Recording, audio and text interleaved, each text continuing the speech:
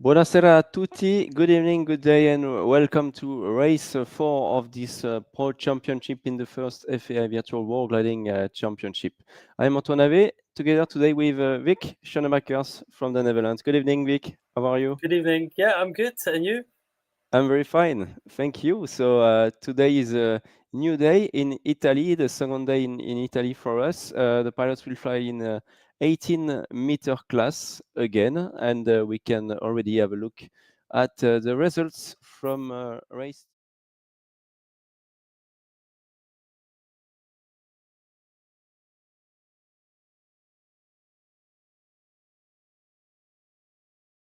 by Witold Rozak from Poland. Just a few seconds behind, 4 seconds behind, and we've had a crazy finish. And you can review the finish from yesterday on all social medias already. Arthur Duke from Poland completed the podium. We have then Philippe Lata from France, Tim Madsen from Denmark, David Redman scoring very good points. Marcin May still in the top 10 every single race. Mikko Nurminen, Arne Martin Gutler, and Ryan Wood from Canada completing this top 10. And as you can see, top 10 is only 600 points for the pilots yesterday. We've not had everyone competing, only 32 pilots out of 40. And I think it's more or less the same tonight for this race. We will have a look now at the overall ranking for the Pro Championship after three races. So we are halfway for the championship today. A very, very good and strong margin for Marcin May, leading the pack with 2,548 points. Behind him, the German pilot Franz Schwetzweger and Tim Madsen really close, completing this podium. You can see Mikko Nurminen, Jeroen Jenen, Witold Rozak, Arne Martin Gutler very, very close. And the top 10 looks very promising. Everyone can still get a lot of points. And as you can see, you must be in the top 10 to score at least 600 points and gain a lot of points. So very good performances so far from Marcin May from Poland. And we can have a look at the table now with the top three from each race. You can see Marcin May, who won the first race, Tim Madsen the second one, and Jeroen Jenen yesterday, the third one in Italy. We're going to have then races on May the 14th and 15th, and then the World Final in Karlsruhe in November. Let's have a look now at race 4. And the race of the day, the pilots will fly 270 kilometers. It's going to be a difficult task, especially the start. We're starting from the the northwest of Italy, from Cuneo, a well-known city there, and a big airport. And the pilots will come back to Cuneo afterward, but they will cross the border to the northwest, and they will go to France. We will go straight to La Roche de Rame, which is an outlanding field in the French Alps. They will need to fly 81.4 kilometers to go to the turn point 1, and then they will fly straight to the south towards Toram, which is another outlanding field in the Alps, but they will fly on the parcours area, one of the biggest spots for gliding in the world. They will need to fly 72 kilometers between La Roche de Rame and Toram in France, and then we'll come back to Italy to Savigliano for 106, well, actually almost 107 kilometers to Savigliano, just north of the airfield of Cuneo. Then 5 more kilometers to go to the reporting point, and more or less 5 kilometers again to go to the finish line and to land on Cuneo airfield. Let's have a look at the weather now in game. So you will see. Vic, do you have some information about the weather today? Yes, we looked at the pilots flying already just before we went live, and we saw average climbs of around 3 meters per second, 3.5. I saw for some pilots. I expect them to be stronger in the mountains. We also saw some pilots already trying out different routes into the Alps, because there are some very high passes to go over when they get past and into the Alps. So at the moment, I see pilots up to 2,700 meters, and that's also the height of one of the first passes they have to go through. So let's see if they can make it. Yeah, most probably. I hope so. But as we said, the main difficulty today is going to be probably the climb up to the Monte Viso. On the first leg, it's not going to be easy to go to France from Italy. I think the way back home is going to be much faster and much easier. We expect the pilot to fly very, very fast today, a little bit faster than yesterday. Because the parkour and the wind is really good for all of those ridges that we will see tonight. Hello to everyone watching us tonight, the chat on Twitch, YouTube, and Facebook. And you may already ask some questions, and we'll try to do our best to answer all of them. The maximum start altitude in Cuneo today is 1,800 meters. QNH. That's roughly 1,400 meters above ground level, with a maximum ground speed of 170 kph as usual. And then for the minimum safe arrival altitude in Cuneo in a few hours, it's going to be 400 meters QNH for the pilots. That's 20 meters above the runway, but that's 30 meters above the finish line. So you will see there is a small step in between the two during the finish. Let's get back in the game. We expect the race to start in about 2 to 3 minutes from now. You can see already the runway below. You can see the finish line, the reporting point, and the third turn point, Savigliano. They are really close to each other, but we needed to get the pilots back with some headwind to be able to land straight ahead, or to do a low pass if that too much energy, and then come back to land, obviously. This is, of course, a common procedure in many competitions, that you get lined up into the wind for safe landings, and we try to replicate that also in Condor, of course. Yes, so you will see there is we'll be able to talk about that as well later, but in France we will overfly a small area that's called the Mercantour Park, and usually you must fly above 3,400 meters. It's not going to be the case today. Maybe they will fly above, but they are allowed to fly below in Condor today and to enjoy the spectacular views. So that's going to be close to Barcelonnette when we are southeast of Barcelonnette, or on the way back home. They will be able to overfly that area. Let's get back to the race that is about to start in less than 2 minutes from now. So we see some clouds over the ridges to the south. We're looking towards the west now, of course. So the left side is to the south. I saw some pilots before the start try out that ridge, and the other option is straight ahead from the start towards Monteviso. So it's going to be interesting to see what pilots take which route. We fly this area quite a lot in Condor, and I know this is very difficult. I know what I would choose, but I'm not going to say it right now. So let's see what most pilots are going to do. So I have my map with me from the Alps, and we'll be able to follow the routes taken by the pilots tonight, the outlanding fields, and so on. How many seconds before the start now? 1 minute. We are 1 minute away from the start right now. So the pilots are getting ready.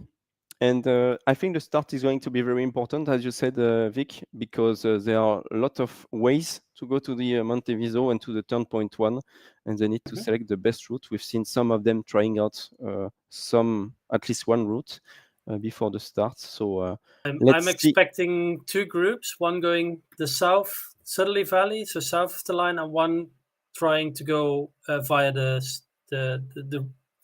course line, basically the yellow line you see on the screen now. Okay. So let's see if that turns out this way. I saw some very good clouds on the southerly route when we were just watching. You see all the pilots positioning now. Heart rates will be going up. I talked to some pilots yesterday, and they said this is one of the most exciting moments in the racing, with heartbeats going up to 180. 10 seconds, guys, before the start. 5, 4, 3, 2, 1, and go. The race is on for the pilots tonight, and we already have Sean Churchill, Jeroen Jenen, Fox One, TKM crossing the start line right in the middle. Arne Martin, Ben Fest, Franz Schwetzweger, Uwe Meltzer on your right side, and on the left we have the group with David Redman, Philippe Plata, Chris Keane, Jim Kotkov, and Paul Foster. A pretty good start so far. Looks like it's 3 groups even forming. So I'm excited to see what the northerly group is going to do. Looks like the most pilots are going south, which is what I would have done as well. Yeah. So let's see if I would have made the right choice in this case. We will see that. I will not bet yet on the best routes. Yeah. So let us know in the chat what you would have done, because that's a good I'm quite question. curious what everybody thinks about this route, because I'm not a fan of Monteviso. So I don't know if there are any other Condor pilots who've flown in this area. We will see if what the people will say in the chat. Thank you for joining us. I see Denis Terpstra saying that Sander will win tonight. He knows it. Support to François Seifert and Sander. Have a nice flight to all of the attendees. Great. Martin Dieperink, another race. Thank you for joining us during this start, everyone. Looks like the first group is taking a thermal here to get high before they get to the mountains. Of course, the ridges work better if they get to them at the top. If you're low down in the valley, the ridges are not as strong and not as steep, especially in this area. So maybe it'd be a good tactic if they can get a strong climb now. Yeah, I fully agree with you, because they only started at maximum 1,400 meters above ground level, so they are not really high compared to the ceiling that we see. Probably that the ceiling has to be at 2,400 meters, 2,800 meters even. We will have the answer in a few minutes, but of course, this is the group with all the leaders in the ranking, so it's very interesting that they stick together. Yeah. We see some people that are lower down in the ranking going much more straight routes, and the southerly group is getting to a very nice looking cumulus cloud now, and looks like they're also picking up a thermal there.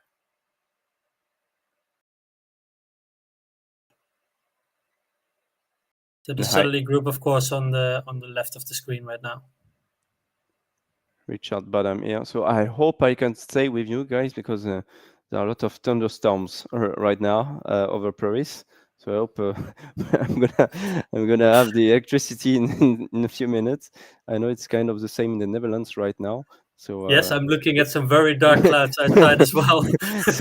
so if one of us is not there anymore, you know why. In a few minutes, hopefully we will be there together for the entire race. Looks like Sander, we were just talking about, doesn't like that thermal at all. He's going for the ridges. Okay. The rest is still climbing. Very interesting. Seeing various only about 2 to 3 meters per second. So maybe the Sander thinks he can get a better thermal in the mountains. Usually the thermals are about 1.5 meters per second stronger when they're on hills, from my experience in Condor.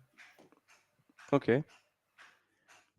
Oh yeah, I can hear the electricity stuff working, testing if it will stay on or not. Very funny. 2.8 meters from the inside view of Tim Madsen here, TKM. Yeah, it looks like a decent thermal. We saw some stronger thermals before. I've seen up to 3.5, so but still a decent thermal. Yeah. Of course, they're getting blown back towards the start line, so this really hurts the average speed. Yeah. But if you can make it up on the higher ridges later on, this might be beneficial for Tim. Yeah, exactly. He's always flying high, Tim Matten, remember. Maybe today we'll try to fly as high as possible, as usual, and to fly on his own pace to try to get on top everyone once it becomes more difficult during this flight. So he has a really specific style of flying, really safe one, and he performs really well doing that. So it's cool to be able to follow him, and we really thank him for doing a live streaming every day and for every race on the FAI virtual gliding races. Yeah, Back a with long time Condor pilot as well. Yeah, I exactly. think it's And Ben Fest from Germany here, maybe finding a thermal on the ridge. It looked blue above him, so yeah, yeah. it is. Oh, there is No, one. there is a cloud. Okay. Very nice. So this thermal is on a ridge, so it could be a lot stronger than the one Tim is turning in now. Maybe Yeah. we can see it in a minute. Frank Schwertfechter, the other German pilot, joining him now. I see Fox 1. That's Josh Myers above him. Yeah.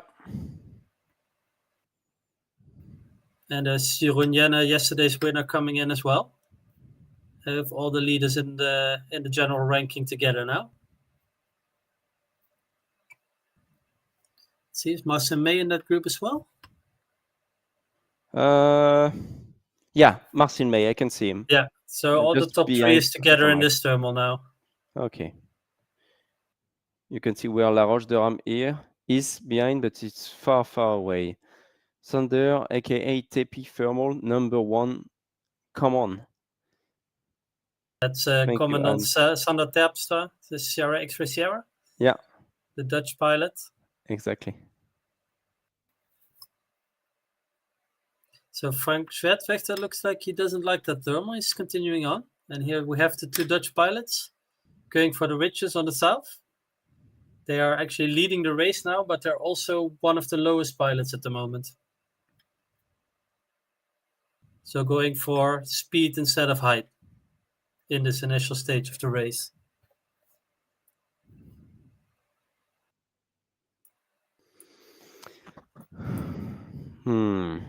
So we have the average speed on the left of your screen now. So we see Frank Schwertfeger leading with 157 kph so far. Arthur Duke, Sander Terpstra that we are following here. Yeah, but I'm also looking at the heights, and Frank is also the lowest pilot at the moment. Yeah, so it makes sense that he's out in front. Yeah. You see David Chapman, he's up at 2,700 meters already. Yeah. So taking an early thermal together with the whole group in the north there.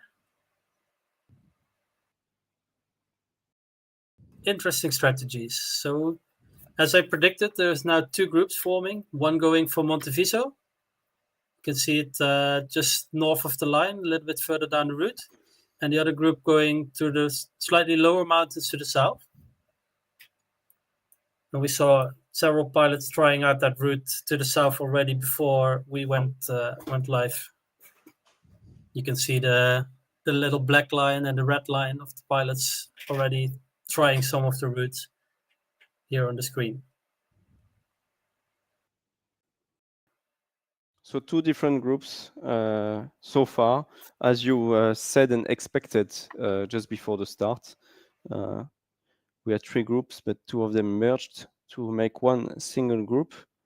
And they are following the ridges. I believe they are quite good because we have 18 kilometers from the 253, from the west-southwest. So it's going to be quite okay for those ridges, but really, really, really good for the ridges of the French Alps later on from turn point 1 to turn point 2. I expect them to fly really, really fast and to have solid performances there. And as you can see, they just climbed enough so they could get to these top edges of the ridges where the ridges are the best. And now they will just follow the ridges flying around 180, 200 kilometers an hour. As you can see from Jeroen, slightly pulling up when there's a little bit better lift just to get that energy into the glider.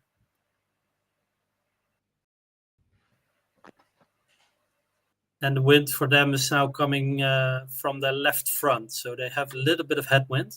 Yeah. That's maybe why we're seeing slightly lower speeds, but I think they're pushing up to 200 kilometers an hour right now.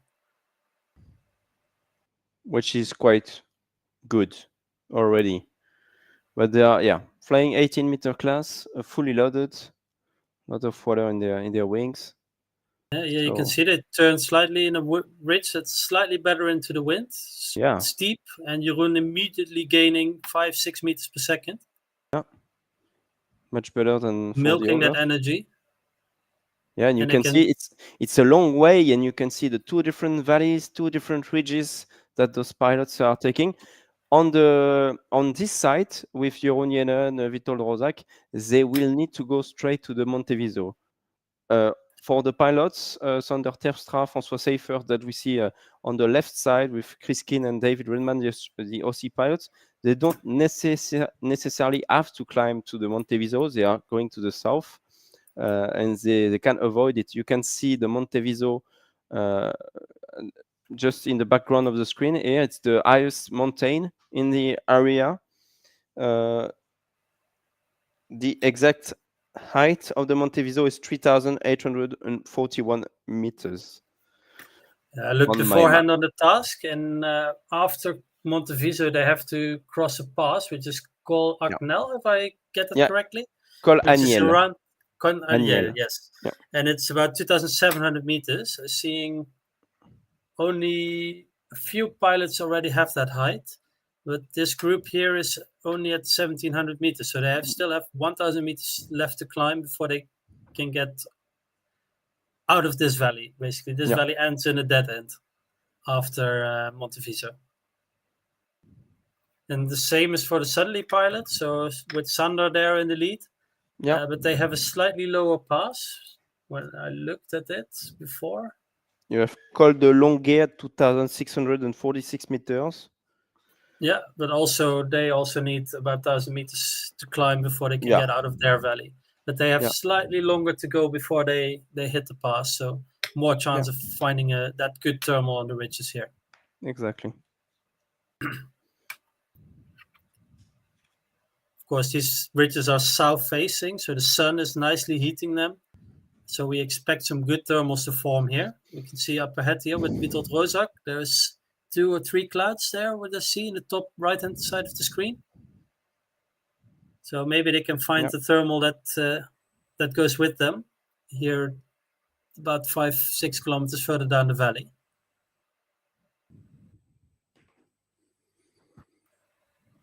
Josh Myers, the American pilot, slightly height advantage over Witold. He just needs to follow. And as soon as one of these guys gets a thermal, he can join them and outclimb them. He's the kind of pilot who really likes this kind of weather, strong weather today, and he flies really fast. And we've seen him flying the virtual sailplane Grand Prix in this area, and he was doing really strong performances here. So he really knows the area as well, because Arc Alpin 2 is the most used map.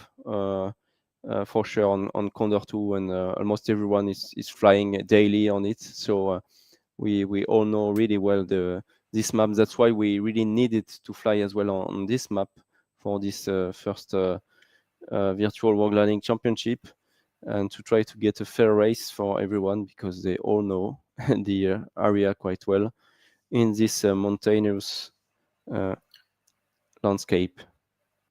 What I'm seeing now is that they are low and slow, Arthur and Witold, right, Vic?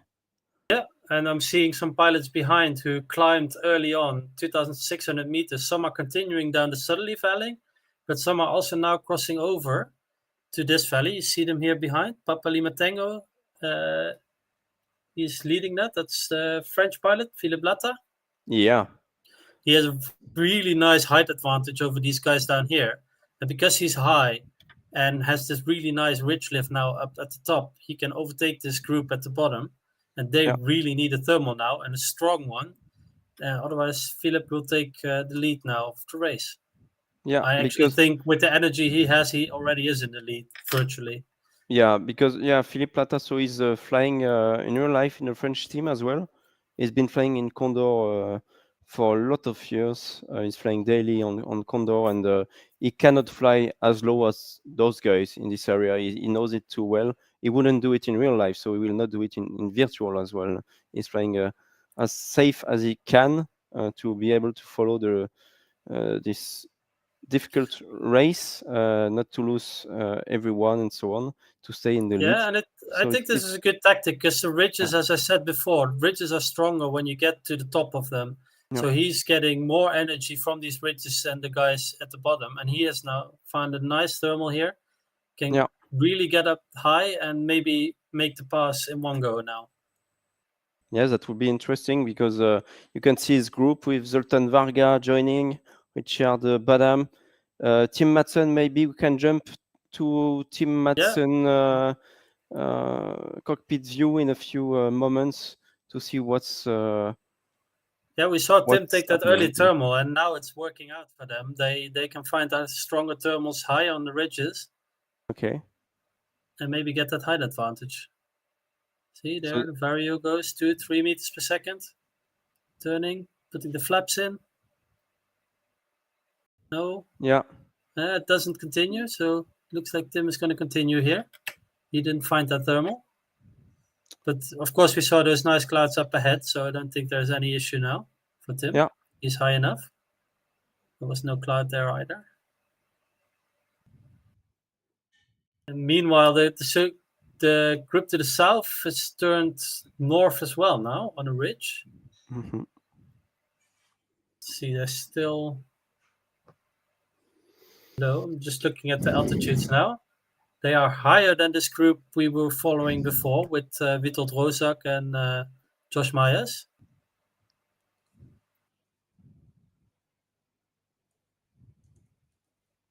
This is John Blythe, pilot from Australia, if I'm saying it correctly. Yes, I think so. Yeah, so it's middle of the night for them, I guess, or in No, the afternoon somewhere. it's very early morning in Australia. It's like 5, 6, 7 a.m. for them. So that's great commitment from the Australian pilot Yeah, there. The following Sander Terpstra, Dutch pilot. They're actually flying in the lee side of the mountains now, right? Looks like. Are they flying back? uh, maybe they're flying back. Yeah, they're flying back. They Wow. got stuck. Yeah, they're stuck. Oh my, Oh, damn. that's something you don't Yes. want to do. And No. yeah, yeah, yeah, yeah, I thought they were flying with the wrong wing on the ridge, but they're actually flying back. They got stuck in this valley, yeah, yeah. They must trying to climb get to to the be able. cloud. Yeah, that's what the Swede Jim Akutkoff from the Swedish team is trying to do. He's trying to slow down and get as much potential energy as he can to be able to then pass Yeah, on he's not top of this climbing. mountain. Davis Yeah. Chapins behind from the USA is really well placed. Paul Foster in 57 too.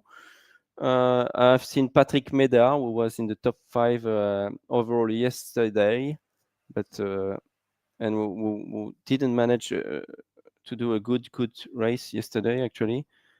But he But the was same with the group on the north. They're also stuck now. They're low on a yeah, ridge and trying to climb there. yeah, they are They trying may to ha- they may have caught that thermal that was on the top there, with Monteviso in the background now.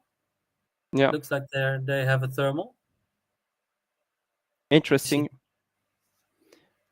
with Philippe Plata, Hubert de Lantaine there. I see Charlie November, Norbert Kiss. They will manage to get out François Seifert and Sander Terpstra from Joscha Louvers. and now So, there's some pilots further to the south, going oh, all the way around these mountains. looks like a good thermal from Davis Chapins now. See him in turning.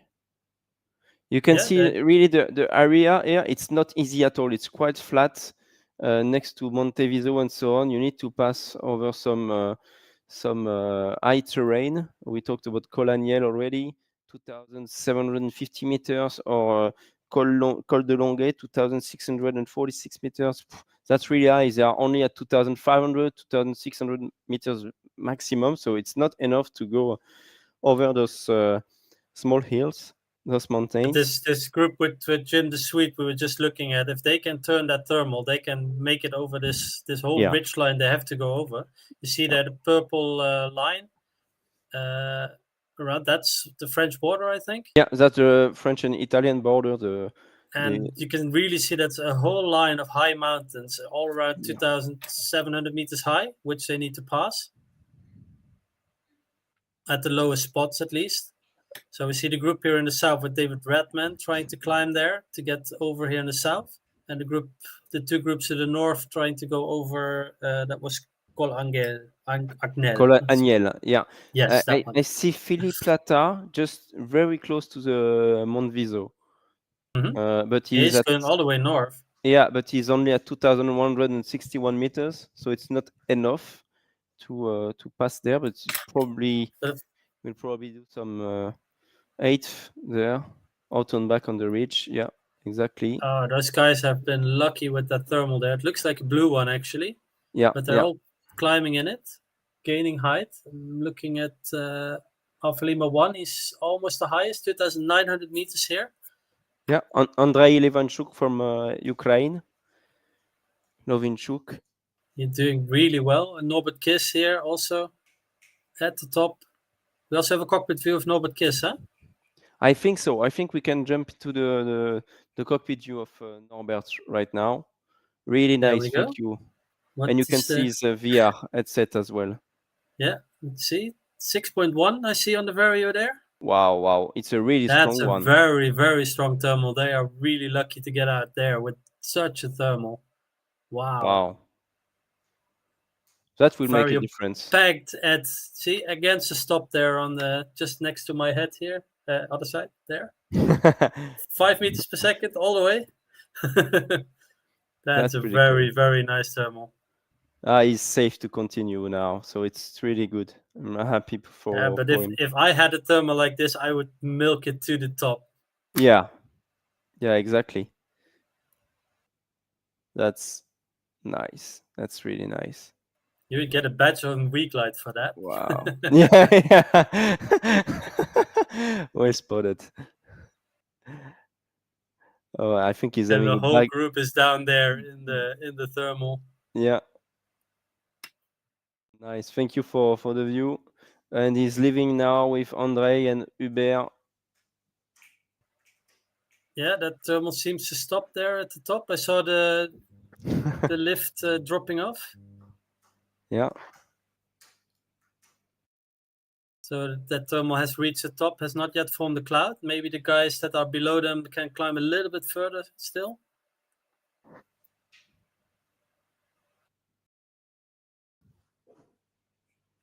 Rocket. Very nice. Yes, that was a rocket climb. And now you can see it's clear all the way. There's that pass we were talking about, 2,700 meters up ahead.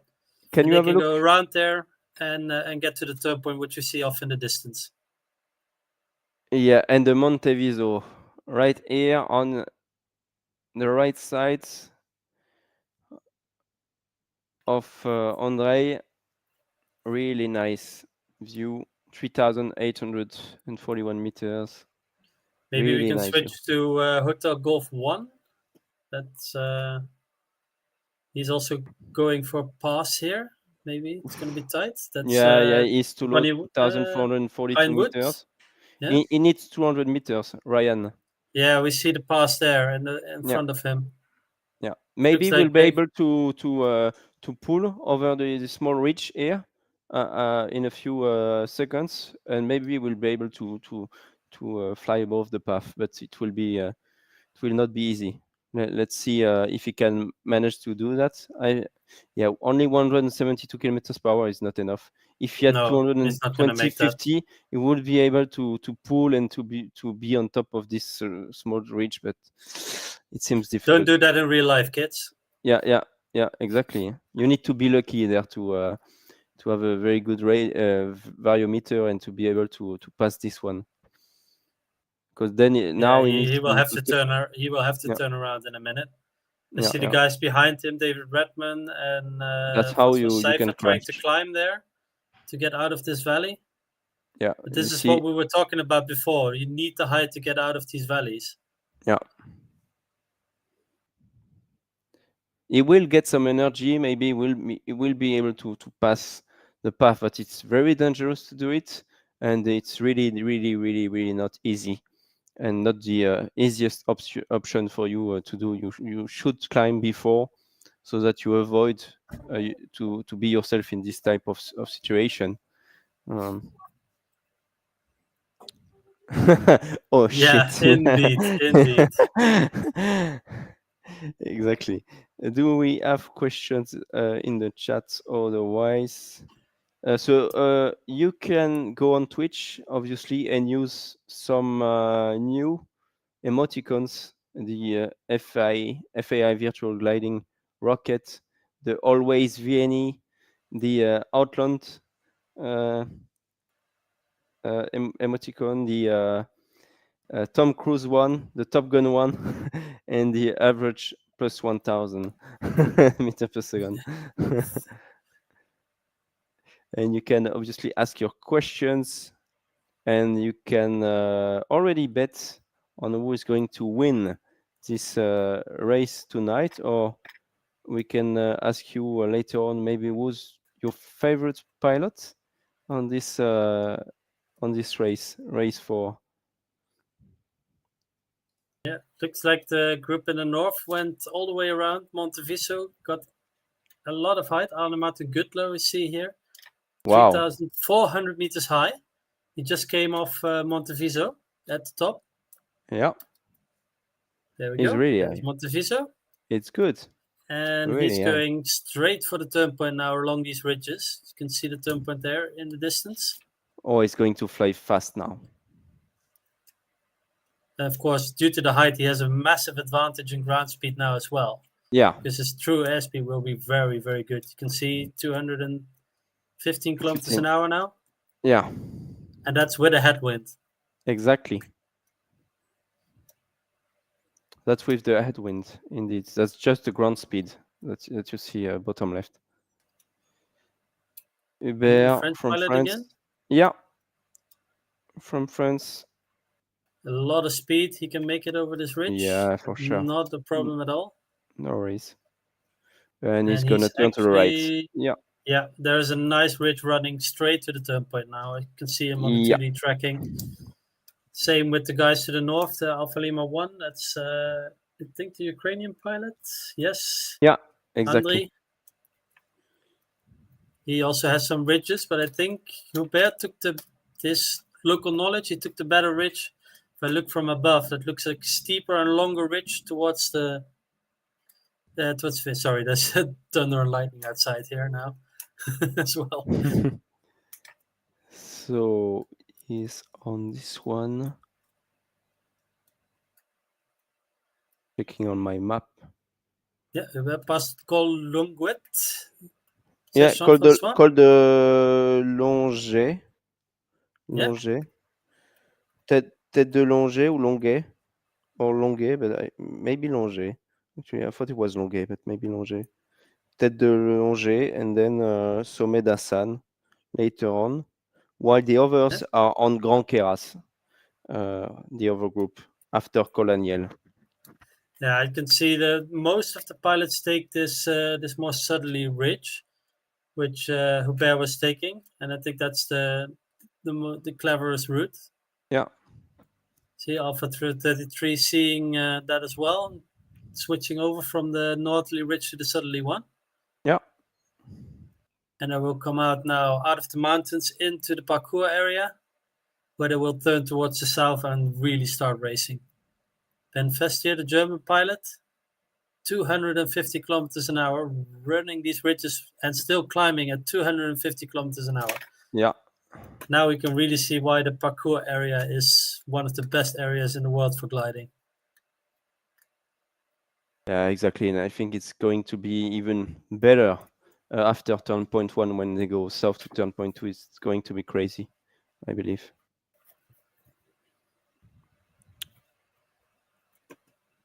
Nice view. We've been first from Germany, the first virtual sailplane Grand Prix champion in 2021. Is BF qualified? Yes, he has qualified, Ben, from the qualifiers. Who is just above him? I see Charlie November. Oh, that's Hubert de Lantaigne. Okay. Yeah, you can really see his That's local good. knowledge paying off and leading Yeah. the race with the maximum altitude as well. Yeah. He's right there at the top. Only Arne Martin Gutler is higher, but he is a bit further behind. David Yeah. Redman now also in the southerly part took good altitude. And the guys in the south are also now crossing the passes. Maybe we can go to David Redman and see what the view is for the southerly guys. There we go. So They also have the height now to cross here. yeah, But 3,400 of course, meters. They are really high, obviously. yeah, all the guys in the south now climbing, getting the height to get out of that valley they were in now. Nice. Golf Juliet Echo, Golf Juliet Bravo, John Blyth. Yeah, the Australian pilot. Nice. So he flew a little bit more conservatively than with the other pilot, Ryan Woods, the Canadian pilot. Took a little bit more energy and made it out of that valley. And you can see now the difference in distance. So Hotel Golf 1, that's Ryan Woods still stuck there behind the ridge. Yeah. I think 10 kilometers now that he lost by not being high enough. Yeah, probably. At least 10. You can see Triple Juliet falling behind a bit. Yeah, and is with Marcin May. JJJ is right there, and Philippe Plata is behind, even more behind. I see in the height list, I see them almost at the top, 3,200 meters. So they took a little bit more height here to get to the turn point, whereas the leaders here with Ben Vest now going in the lead, pushing on, that they are quite a little bit lower. They're almost the lowest at the moment of the field. Oh, and see, look at Philippe Plata. He made a mistake and he's coming back to the main ridge, let's say, because he's seen that Alpha Lima 1 is the only one to go this way, and it's for sure not the best one, I think. No, I agree. You can see most of the tracks going along this ridge. And if I look at the 2D view from the top, also, it looks like a very, very nice ridge. Yeah. Yeah, it's a solid one that you can count on to go to La Roche de Rame, for sure. So we are in France now. Obviously, guys, now that the pilots were able to pass over those paths close to Monteviso, do we have some pilots at the back stuck in Italy or not? Or yes, is everyone the in Dutch France? pilots are still stuck in the ridge in the south, yeah. Okay. But here, Francois Seifert getting a really good climb now. In the chat, they say 6.5 for him. So and we see down there still the other Dutch pilot, Sander, also stuck. Sander and Chris. Yeah, and they are behind, and they have to catch up. And in the north, we have Landor, Lima Sierra, and 057, Paul Foster, Sandor Lorenies. Yeah, from Hungary. Yeah. Also very, very long time Condor pilot. Usually very good, but now falling a little bit behind. But with a good climb, I see 5 meters per second there. In the suite, a little bit low. Taking a different route to the turn point. David Chapman's from America. Yeah. United States. And I think the first pilots are almost at the turn point. I see them flying over Saint-Crepin now. The airfield. In the valley. Yeah, very Maybe close you can tell us a little bit about this, because I've never been there. Well, so the pilots are approaching actually La Roche de Rame pretty soon. So we have Mont Dauphin, Saint-Crépin, which is a really nice airfield, but usually it's very difficult to start gliding from this airfield before 1 p.m., 1 in the afternoon, because you're stuck in this valley with the hot air. Let's get back to the race quickly. I will answer afterwards. Tim Madsen, TKM 2,565 meters, is apparently the first pilot to turn La Roche de Rame, the first turn point of race 4. Quickly followed by Ben Fest from Germany. Then we have Arthur Duke, Hubert de Lantaine behind. Yeah, Tim, of course, leading now, and also one of the top contenders for the spots in Karlsruhe later this year. He is in third place overall and doing a very, very good job here now. Getting more points and closing the gap to Marcin May, who's leading. I see Marcin May coming up there as well in about 10th place, I guess. Yeah, so that's still a solid performance for Marcin tonight. See If he Witold can Rozak there doing well as the Polish pilot and Alpha 33. Yeah. They also still have a chance at getting on the podium. Arthur Duke. And Ben Vest choosing a different route to the other pilots. Tim is going back to the ridge, and Ben is flying a more southerly course. That's interesting. So Ben is flying just above the airfield of Saint-Crépin right here that you see, with the runway and the nice airfield of Saint-Crépin. So you can get stuck if you arrive in this valley early during the day, or even late in the afternoon. You can get stuck, and then you spend 2-3 hours there without being able to climb back, because the mountains are so high that the energy is climbing really fast to the top of those ridges, and then below 2000 meters you don't have anything anymore. So you need to be more or less always above 2200 2300 meters in this valley to be safe and be able to climb back again to the top of the ridges. Otherwise you probably will lose a lot of time in this valley, and you may outland in Saint-Crépin actually. But the club is amazing, and the guys there are amazing, so they will always welcome you warmly if you end up there during a day, and then you can start back the next day. They can retrieve you and so on. So there is no issue. It's super safe to fly there, but yeah, you can get stuck easily. Now we're going to see some interesting thing. I know we fly a lot in this area in Condor.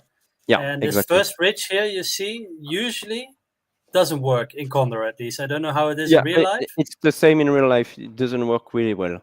It really doesn't work well. This ridge doesn't sit right on the wind. It's quite flat, especially at the bottom. So the ridge lift is usually not good. But if you look up ahead to the right-hand side of the screen now, just turn away. There's a really nice steep ridge there with a very, very nice ridge. And I think the pilots will go for that one to the south via Lac Serpenson. Or they will stay on the higher mountains to the left. That's the two options now they have. So in real life, actually, there are three options. The one that the pilots are taking right now, because the wind is coming from that direction. But when you have this type of wind situation in the Alps, it's the breeze. It's called the breeze, and you have wind blowing almost everywhere from the valley, going up to the top of the mountains. And you can go to this side, which is not really good actually. You can go to the other side with the highest mountains with the écrin.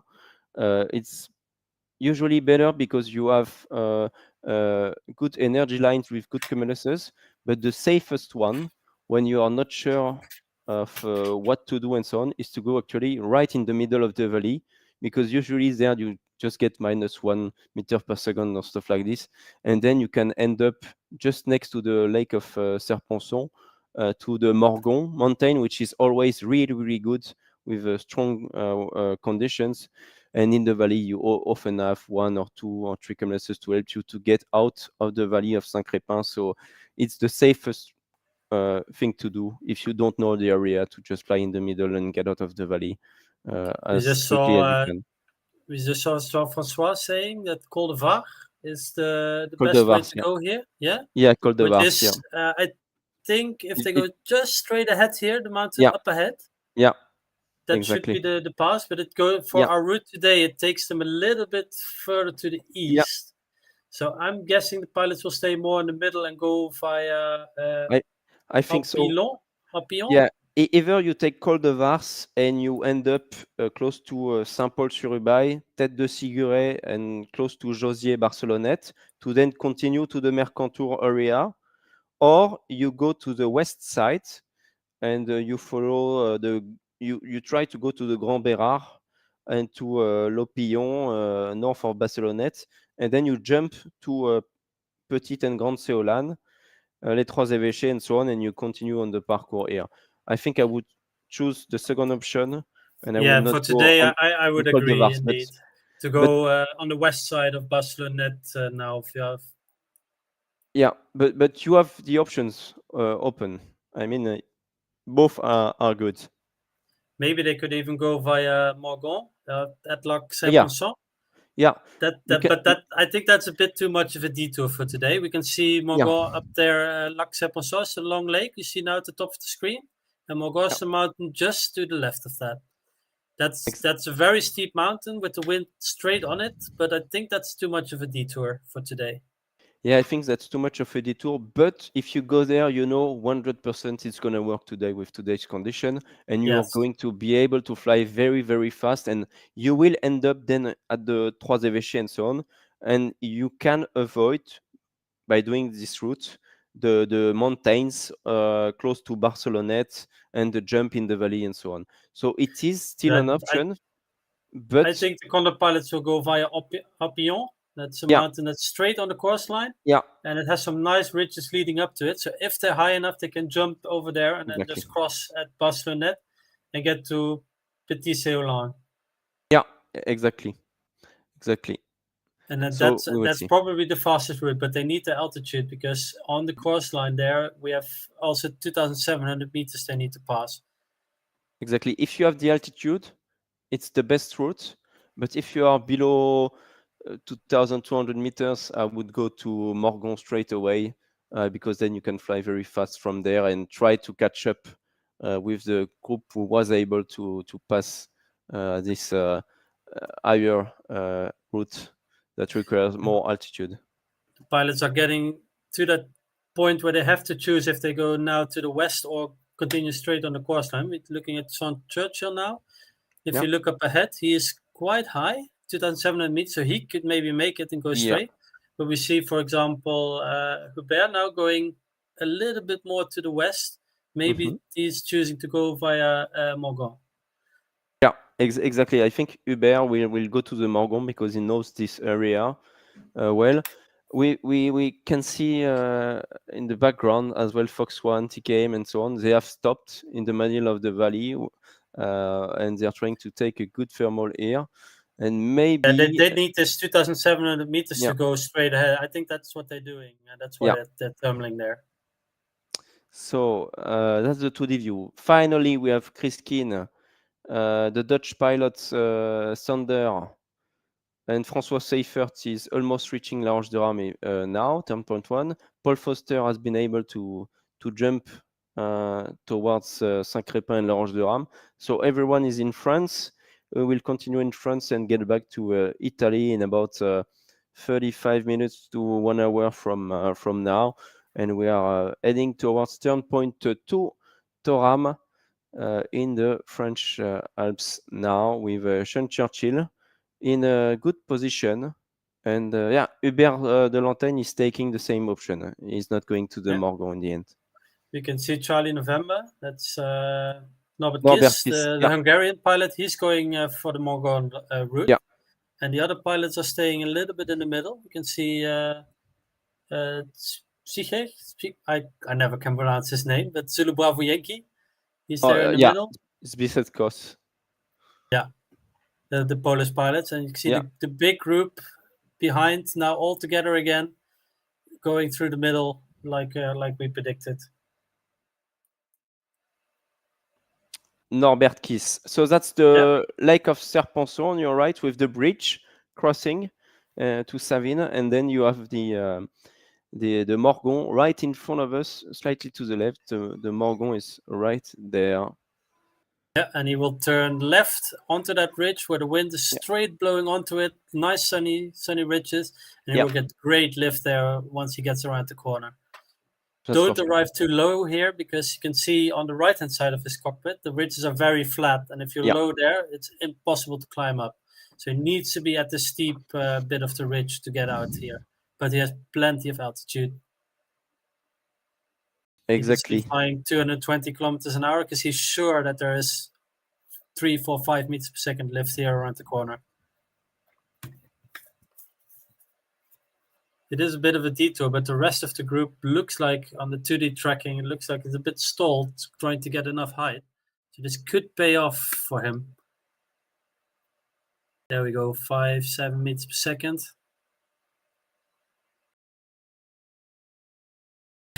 Dennis saying his brother needs to skip the first turn point and get back to the group.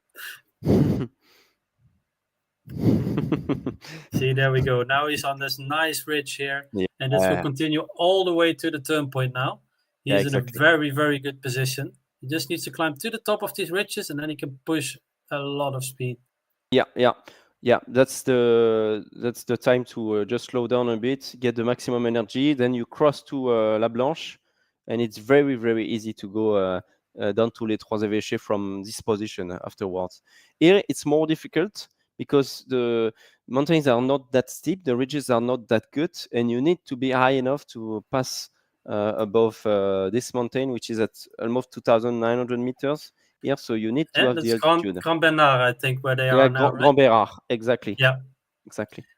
I'm surprised that they went a little bit further to the east now. I maybe would have gone straight, but they think this option is better to go just to the east of Barcelona.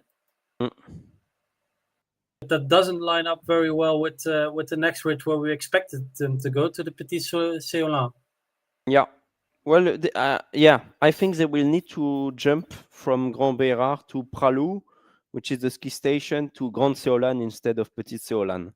I think they will need to do that. Or they will go to Chapeau de Gendarme and then Col du Talon, Montpellat, and so on. But we will see.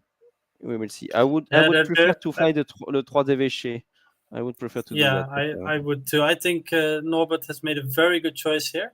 See Yeah. the German pilots, Uwe and Oscar 9, doing the same on the 2D tracking. They're also going to Morgon, yeah, and Morgon, they are low. 1,800 is low for the Morgon. So I think they have enough speed. They think they can pull up onto the ridge and have enough energy. Hopefully. You got this beautiful area of France, yeah, Lac Sepponson. Yeah. Also nice if you're not in a glider.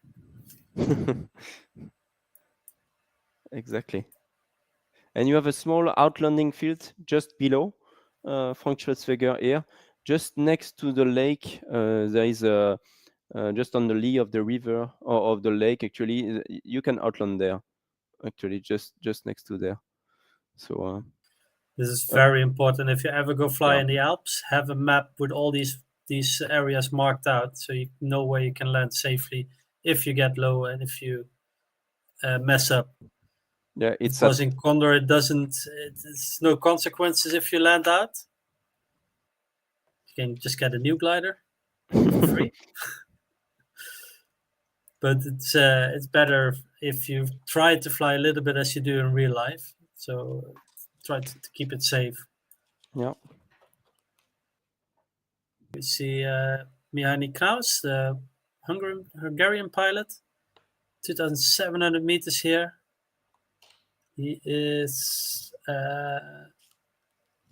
almost crossing into the valley of Barcelonnette.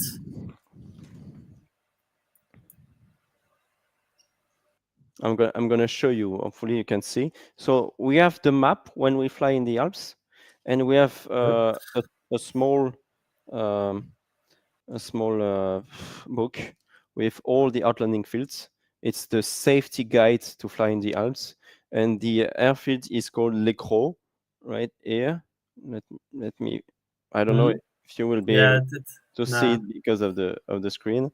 and it's really close to the lake, as you can see here. So that's it. You need to have this to be able to fly in the Alps and to fly safely. And you have a kite surfing zone really close to the small runway of Lake Rowe. It's a runway for ultralight aircraft actually. So there are people flying there, and you are using this one for outlanding in gliding. Very nice. So Yeah. we see now 3 or 4 groups forming, all taking different ridges. We have the group to the west with Charlie November, Norbert Kiss leading. Then we have the middle group with Arne Martin Gutler and Jeroen Jenne, Triple Juliet. And the Polish guys going a little bit more to the on the line. And then we have a group with Sean Churchill in the lead now, actually, of the race, going Yeah. all the way in the east, passing Barcelonette across the valley. And they have a really nice run towards the turn point. They just need to get over some ridge called the Allo. Alos, called Alos. Yeah. Yeah, The Alos and path. Kanchal, like you said Yeah. before. Yeah. That's the next obstacle they will encounter. And Yeah. Norbert is a little bit behind, but has a much clearer path towards the turn point. He's now what was this ridge called again? You told me before. With who? With Norbert? Yeah, Norbert. You mean La November. Blanche, He's at Dormius, Senior. Dormius Yeah, and La Blanche, yeah. and then you continue down on the parcours. So that's really they are on the parcours. This is really the parcours line with Norbert and Josh Meyers and Marcin May, and then you continue and you go down to Tête de l'Estrop, Trois Évêchés, Tête Noire, Caduc, Sommet d'Anjouan, and so on to go to Toram afterwards via Coast Long, probably. And you can see Alpha 33 now coming up on Grand Seolan, like we Yeah. said before as well in the middle. That's also very nice ridge there. Very Yeah. high and strong with that wind going on there. We love to fly in this area, in Yeah. Condor and in real life. Yeah, exactly. It's an amazing landscape, and I think they are all very happy to fly there tonight, well, today, in race 4 of this event. Sean So Churchill, 2,400 meters. our leader today at the moment. Yeah. He's also doing very well with the altitude. Actually, he's higher than Yeah. the guys that are to the west of him. Yeah. So he's on Chapeau de Gendarme, just next to Col d'Alos, right here. And he's able to continue, but you will realize that it's probably not the best route to go to Toram. I think Gonseolan is much better. He's way too If much on the list. they will have a good valley as well, going straight to the turn point. There is a And the good valley, guys, but yeah. But Charlie the November mountains has a are not that little good. bit more of a detour. Yeah. So Norbert is lower because he's on those mountains at 2,300 meters. But he has a much clearer run now. But it's clear to go to Toram. Toram. It's straight away. It's very easy, and you just need to follow the ridge, and you end up in Toram. Really easy from there. And probably the group we see now to his left there with Witold Rozak and Tim Madsen and Alpha 33. That's Arthur Juk leading. They will jump over this next little hill, and then they will join Norbert Kiss on the ridges towards the turn point. They took a little bit shorter route than Norbert, and it looks like also a very good ridge there. Yeah. Witold Rozak here, a little bit higher and also in front, but they still have to get this over this pass here at the end. We're looking at a mountain of granite there.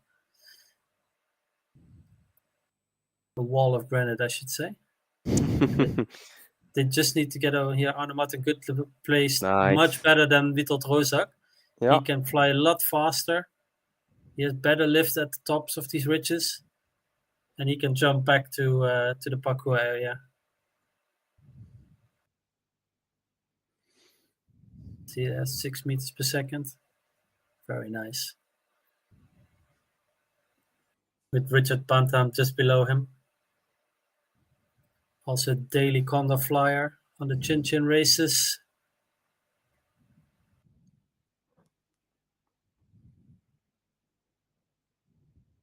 Anna Martin Goodall, of course, the reigning world champion at the moment. Nice view. Nice push and pull from the pilots.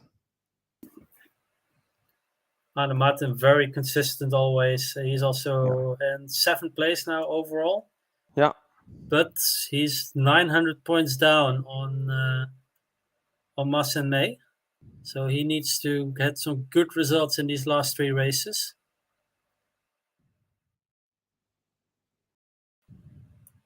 Actually, I'm trying to look for Marcin May right now, where he is. Looks like he's a little bit further behind, actually. He's also on nice the... view from Tim Madsen here.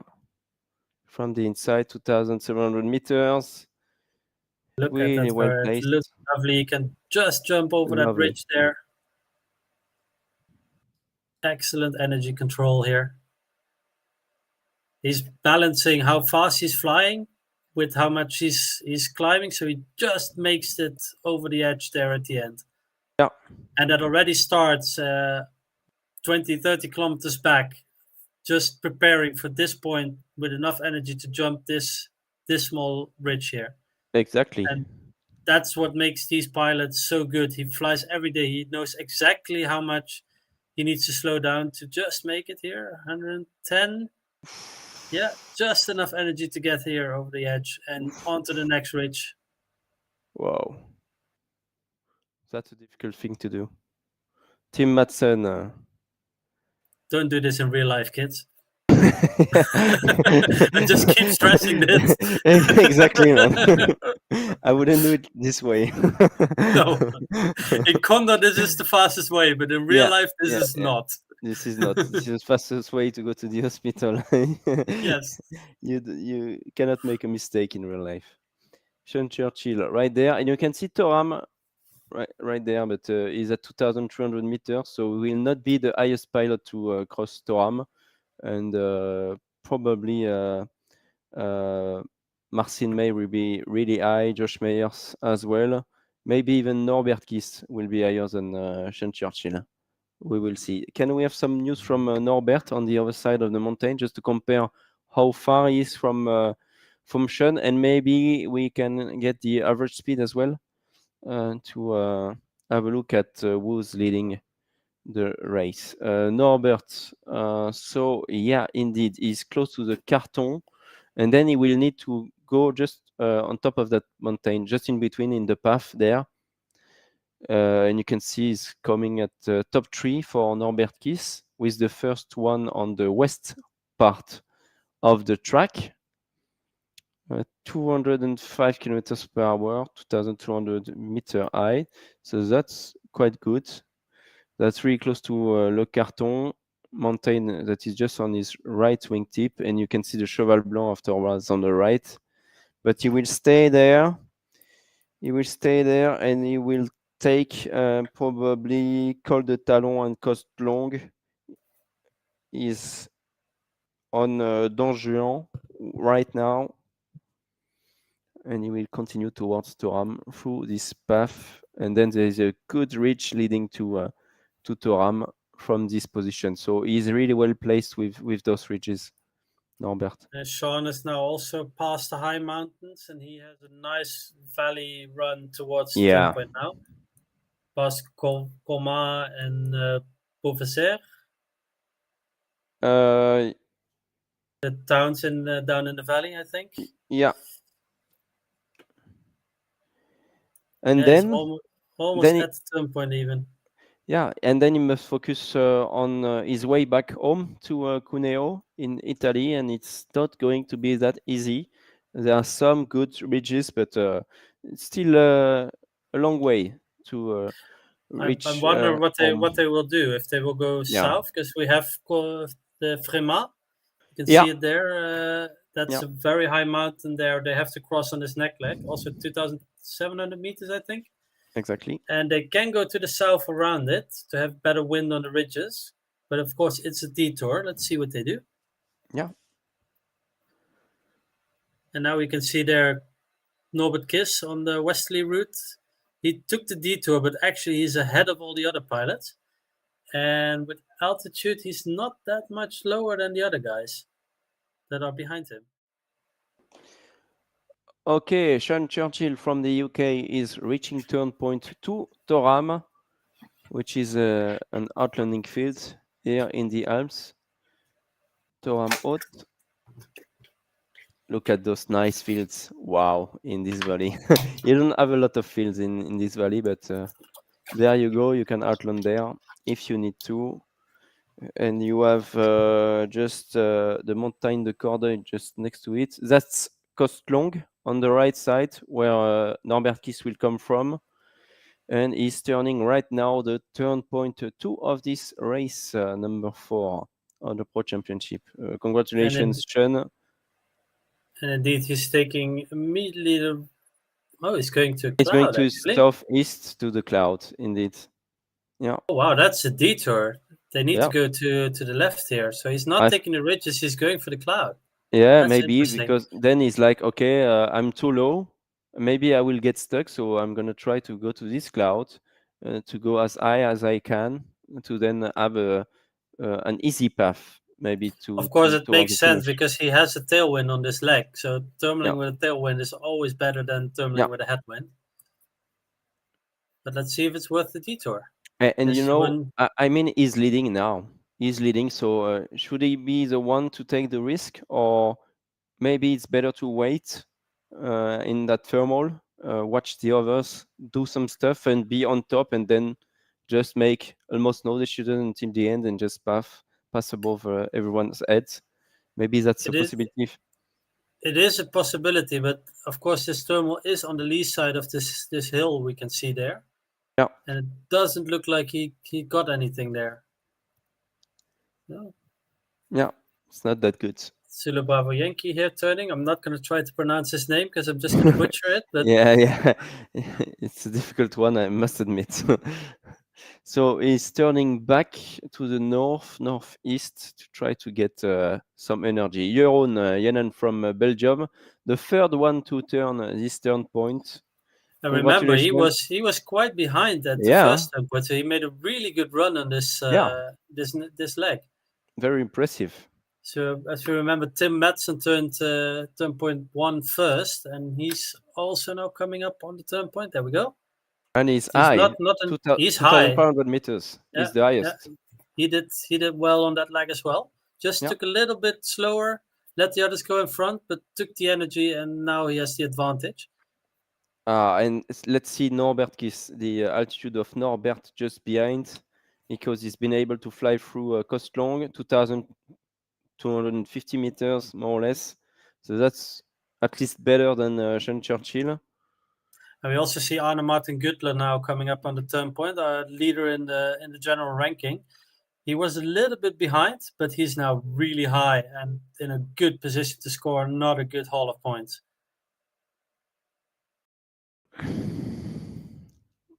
Well done, Arne Martin. 2,400 meters, very solid from him. Strong race. And that's the way towards turn point 3 right now. Any comments in the chat, guys? Preferably on Twitch, please, if you have questions. It's easier for us to show you that. I will check quickly on YouTube and Facebook if you have some Interesting questions. to see that the guys go back into the valley to the north, actually. Yeah. So they will go on the north side of this Fremont mountain. Yeah.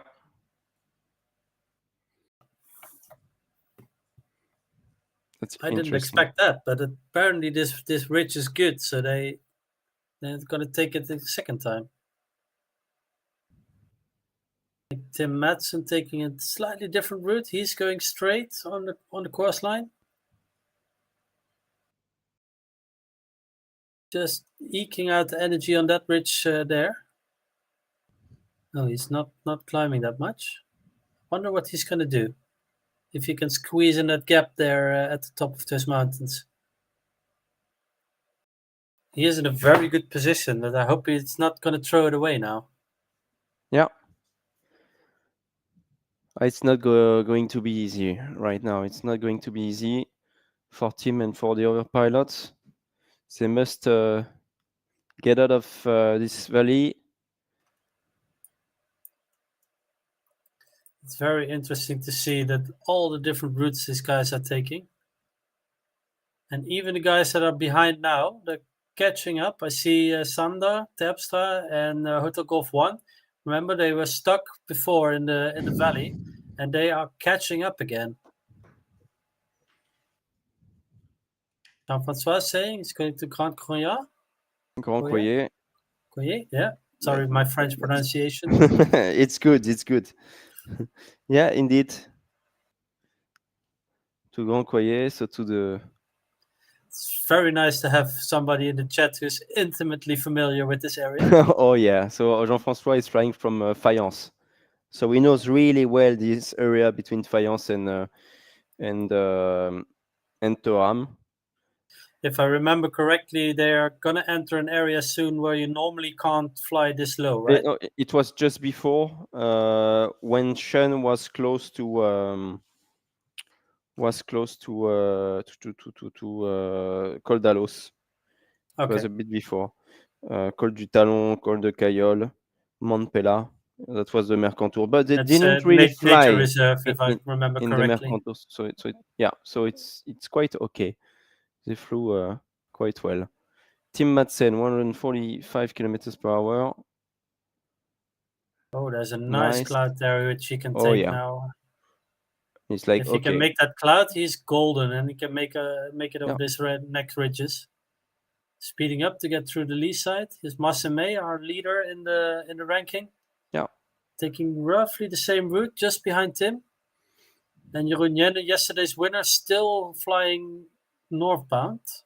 Yeah. Wow. Difficult for the pilots. Let's see if Tim can find a thermal here. Very different options.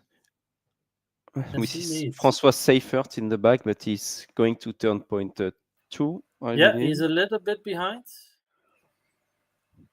Thank you for the 2D view. Here we can see Tim going pretty much on the line, but this whole group here going to the north lead with Jeroen Jenne in the lead. And knowing Jeroen Jenne, he always has a plan and he knows something, but this is an interesting choice. That's something I wouldn't have done. Tim is in the Var Valley. Really nice. I think that's a river, right? No. Well, there is a river, but... Okay, no. I want to say stupid thing, and then I don't have the map for that, so I can't help. I will check on QNAB. I got Auron. It's a turn point, looks like a mountain. But yeah, the Var is actually indeed a river. You're right. And it comes from this. Okay, and then it goes down to Nice. Okay, interesting. Didn't know this one. So Tim is now under that cloud, searching, seeing if he can find the thermal. We're looking with David Chapman's pilot from the USA. He's 18th in the ranking, needs to improve a little bit, but he looks in a very good position. Very high and almost in the lead. There we go. Nice, Davis. Into the thermal. Nice. And he's got it. Very good. That puts him in a great position for the next turn point. Really the guys who are lower couldn't catch this thermal, and he just does it. Nah, that's still not, but yeah, there we go. So that's the longest leg tonight, 107 kilometers to go 10 kilometers north of the airfield of Cuneo, really close from the finish, but it's the longest leg for the pilots, and quite a difficult leg as well, much more. So they have roughly 100 kilometers to go, right? Yeah, roughly. Yeah, it's 270 kilometers total.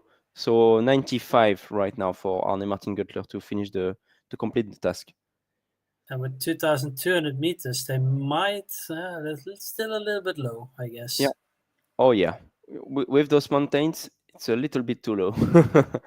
At least they will need to get out of the mountains once they jump over the highest mountains close to the border between France and Italy. Then I think they will be on final glide from that point, but not before. Yes, I see they have like 2 ridges maybe to cross, and then they will be on final glide. So it's very interesting to see now who is high and who is in the lead of the group. I see David Chapman, Delta Charlie 1. He's 2,800 meters, so he's higher than these guys and almost in the lead. Yeah. So he's a very good contender now. If we place your bets, maybe David would be a nice choice. Yeah. In a very strong position tonight. Yeah, Josh Myers, he's very good at this, flying these energy lines, getting all the energy out of these mountains. Wow, nice, nice, Josh. And we see Martin May in the top 4 again so far. He's a little bit behind. Yeah. Just behind Triple Juliet, our winner from yesterday, always competing at the front. Oh, and you see quite a lot of pilots stuck in the valley behind, and they are trying to get some more energy in the thermal to then. I see Sean Churchill and Zulu Bravo Yankee, the first ones at the turn point. They were just too low, can't get out there. Yeah, that's interesting to see. And Hubert de Lantaigne as well in Hotel Lima Echo is stuck now. And maybe the pilots who are a little bit behind now. I see some guys who still need to turn the second turn point, but they are very, very high. So, for example, Francois Seifert now, the highest pilot of all, 3,200 meters. And he can maybe get this height advantage and just go straight over the mountains. Yeah.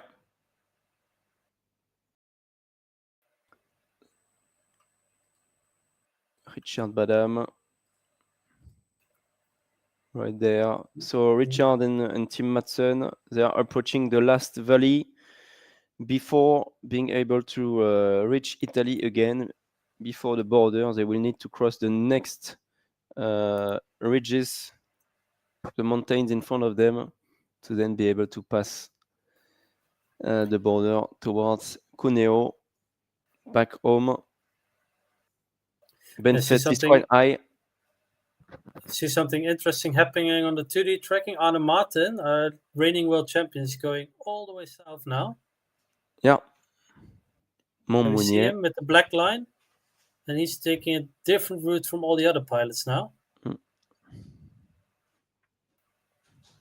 you can see the group in the north with Fox 1 and Triple Juliet. And the group that got stuck with Sean Churchill, Sierra 19 and Zulu Bravo Yankee, the first ones at the turn point, still trying to climb out of that first valley there. See, they pushed a little bit too hard to the turn point, and now they're paying the price. Yeah. You can see Tim with a zigzaggy route. He made it out. And then we can see the next high ridge. It's the purple line again. That's the border between Italy and France. Yeah, and that's the next high ridge they need to cross. And it's 3,000 meters again. 3,000 meters to pass above those mountains. So it's difficult. And when they have passed that, then they can go pretty much with a straight shot to the finish. Right there. If you have 3,000 meters there, it's full speed all the way. Yeah, I agree with Dennis Terpstra. The guys behind can overtake everybody. That's an advantage. Because if they are able to find the best lift and so on, then they can overtake really everyone at the end of this race. It's a long way towards the runway right now and towards the finish line. So really everything can happen in this landscape. That's why it's so difficult to fly there in both Italy and France in this area. Maybe we can have a look at Delta Charlie 1, Davis Chapins. He just climbed, and he's now 3,000 meters. Look at that. He can pick his way through the mountains now. Maybe he can pick the leaders. Yeah. Just before. and then it will be almost done for him today if he's able to climb back in under that cumulus. He may even be able to go slightly to the right now, like he's doing. He's just milking these energy lines. Yeah. And maybe he goes to the right all the way around the mountain and then straight to the finish. Yeah. And he could just see all the guys in front of him lower, and they still need to climb, and he's in a great position here. He conserved his energy at the right moment, and now now he can cash in that height.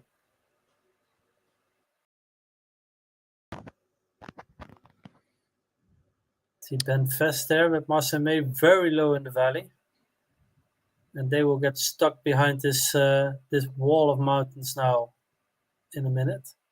Ben Vest a little bit higher even than Marcin. Yeah. Marcin, of course, the leader in the ranking, and they're gonna have a difficult task to get out of there. It looks like there is a way through, but when I look at the map, there is no way through there. There's just more mountains if you get around the corner there.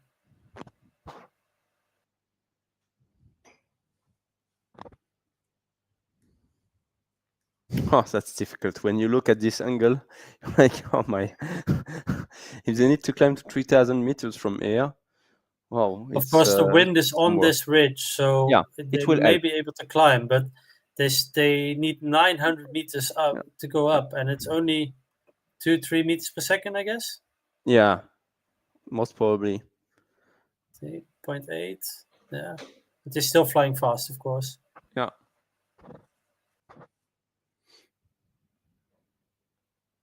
It's difficult to judge what the real strength of this ridge is because, of course, our vertical speed is uncompensated. Yeah. So if they pull up, it will show a lot of climb, but it may not actually be climb. You see all the guys now turning towards the south just to milk the energy on this ridge. Yeah. And there you can see where that cumulus cloud is where they want to go across. But looking at it, 2,500 meters, the lowest point, I guess. 2,400, I see something. Yeah, probably around that, but it's not going to be easy. Huh? Wow. I see David there coming up just on the left-hand side of the screen. He can just go straight across now.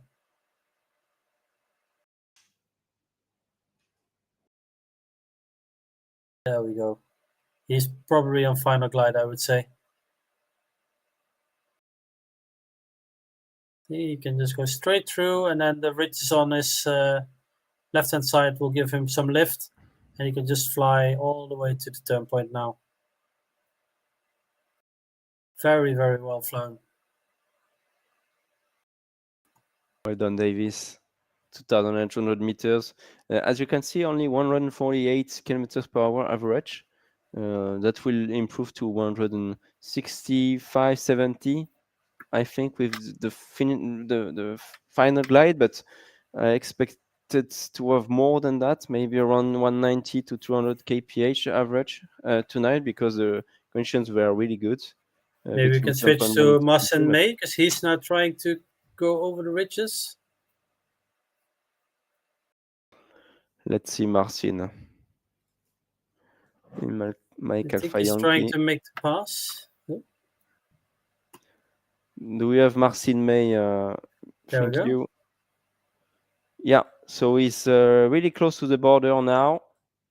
So Davis Stepins is already in Italy. He crossed the border. We've seen that. We have Zoltan Varga in Victor Zulu 6, who is crossing right now at 2,500 meters. Marcin May is crossing. He needs to get over here. He has enough height, but he's just, look at that vertical speed. He's in this thermal, probably 4 or 5 meters per second. Getting to that final glide now.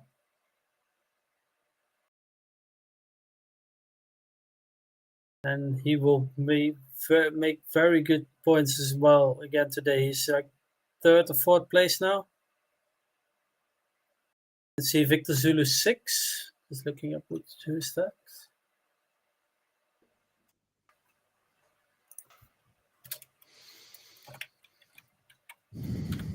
Nice. Marcin May taking a small thermal here.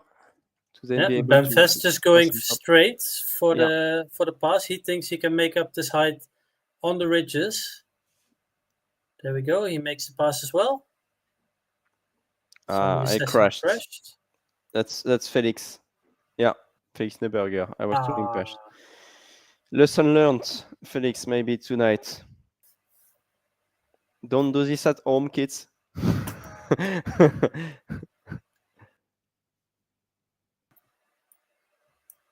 With if I look Marcin. now, we have Victor Zulu 6, which is Sultan, I think. Yeah, that's Stolten Varga, a young And guy he's from he's Hungary. also very high and just following Davis now. He's in Really second good. place with Ben Fest just coming up behind in third. Yeah, so we see Davis Chapins on the left here of your screen. Yeah, In the and same valley. Sultan is just behind him, just behind the mountain. We just can't see him at the moment. Can we have a look at Victor Zulu 6, please? Yeah. Timothée. You said he was a new Condor pilot, right? Yeah, I think so. Apparently he is.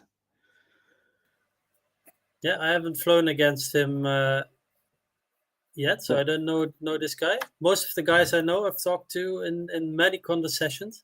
Yeah. But Sultan I haven't seen yet, but he's doing very well today.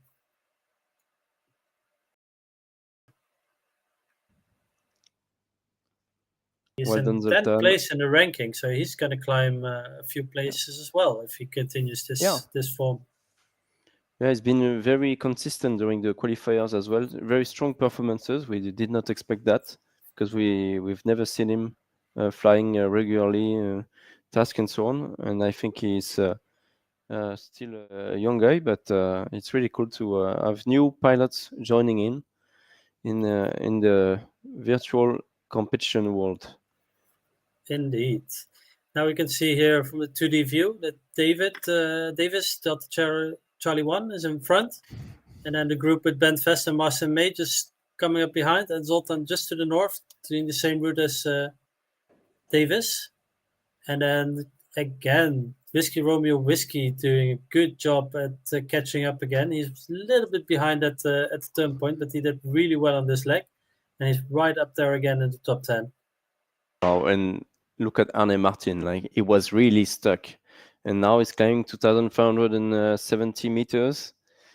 And he will be able then to go on final glide from those mountains here, from Monte Matosima Central. I think he will follow this ridge, probably, but that is a lot of time lost for Arne Martin tonight. Same from Philippe Platard, he has been a little bit stuck. François Seifert is coming back with Sander Terpstra at the back of the remember race. that Sander was stuck and he's right up there again. Yeah. He flew really, really well that second leg. Yeah, and François, And who 2,000 else do we meters. see? We got Zulu Bravo Yankee. Remember, he was second at the turn point, I think. Yeah. And he's now behind, getting stuck together with Hubert. And Wow. we have the two Germans, Uwe and Frank. Frank, of course, second in the ranking, and he has some catching up to do. And I don't think there's enough task left to do that. Yeah. So 57 at 3,000 meters, really good. Paul Foster as well. So Marcin May, Ben Fest, they keep going. Davis Chapins is really on top of all of them. He has a really good and solid lead, and now he has a freeway towards the turn point 3, and then the reporting points 5 kilometers after turn point 3, and the finish line 5 more kilometers later. Look at that, 290 kilometers an hour. Of course, with that 19 kilometers an hour tailwind they have, but they must be close to pushing VNE at the moment. Yeah. Can we get the VNE emoticons, please? That's the rocket yes. one. Yes, they are. Always VNE. Always. Something I learned from a very well-known Dutch pilot. Think positive, flaps negative. Flaps negative, always. Nice. Marcin May flying really fast. Ben Fest is flying fast as well, a little bit below. So Marcin May is in a very good position to keep his lead in the overall ranking Yeah, tonight. remember he took Wow. those few extra turns in that thermal just before the ridge, Yeah. even though he could make it over. And Ben went straight, and now you can see that those few turns really pay off in speed. And Massa can just go straight, where Ben has to slow down just Yeah. to get some energy off the ridges. Massa may now in second place. He will extend his lead in the ranking now. Yeah. Crazy. And just behind Tim, he's also on final glide, coming up in fourth or fifth place. Fifth place he is now. Yeah. He will jump Frank Schwertwächter, I guess, in the ranking, because Frank is behind today.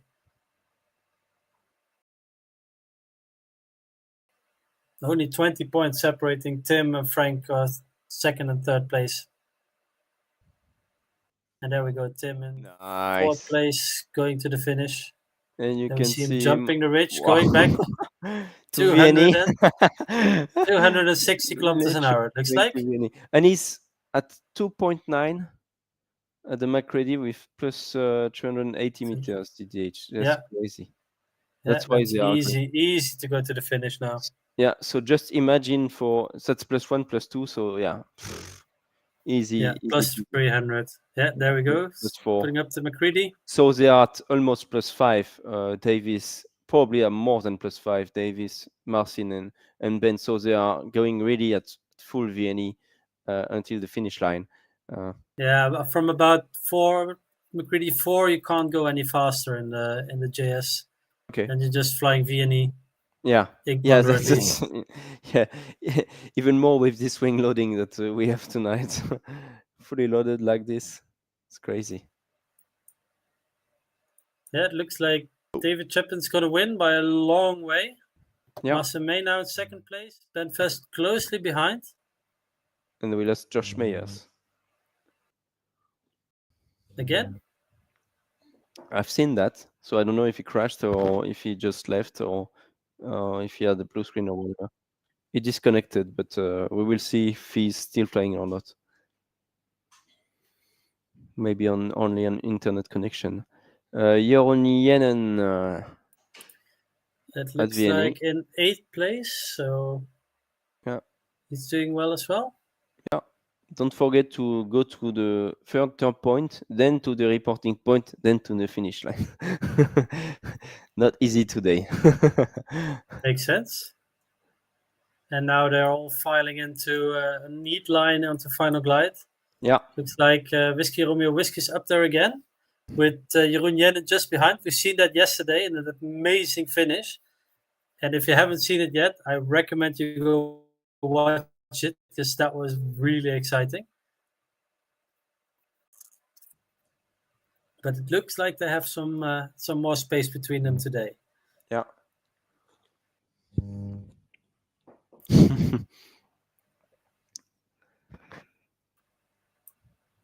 And Massa May, of course, doing. There we go. Almost at the finish. The start line on your right side, a very long line. We're going straight to turn point 3, Savigliano, and then we have the RP reporting point and the finish line towards the southwest. You will see the runway 0321. So they will land on runway 21 tonight. Marcin May, 1,300 meters. And at VNE, obviously, almost 300 kph, flying really fast. So already 164 kph for Davis Chapin. So yeah, probably around 170 kph average. Yeah, your prediction was spot on. Not too bad. Of course, pilots have to remember now that minimum finish altitude of 400 meters, 20 meters above the ground. Just so they have some energy left so they can make a straight-in landing. Yeah, in case they don't have enough energy, but I think tonight they will get, and they will have enough energy. You can see Zoltan Varga pushing even more than Ben Fest on his left. Ben at 270. This is going to be exciting at the turn point, because who dares to turn the tightest? And if you just miss the turn point, you have to go back and you lose a lot of time, but the guys behind will be catching up.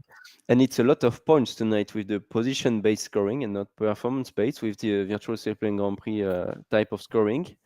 And even So we more have because we don't have everyone. We don't have 40 pilots. Probably around 30 to 35 pilots competing, and I think we lost 5 pilots who disconnected or crashed or whatever tonight at least.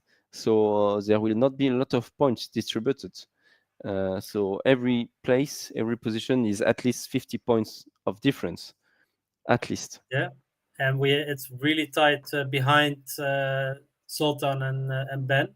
You have Yeah, TKM, Tim Madsen, Charlie November, yeah, Snorbert Kiss, and Witold Rozak just behind to capitalize on any mistakes these pilots make at these last few turn points. And especially this turn point 3, because it's a really sharp turn. yeah, And if you just miss it or go too deep, somebody can overtake you. exactly. It will be close between Norbert Kiss and Witold Rozak as well, indeed.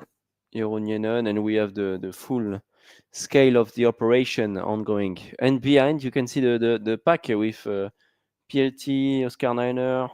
You can see where Fox One disconnected, just passing the border.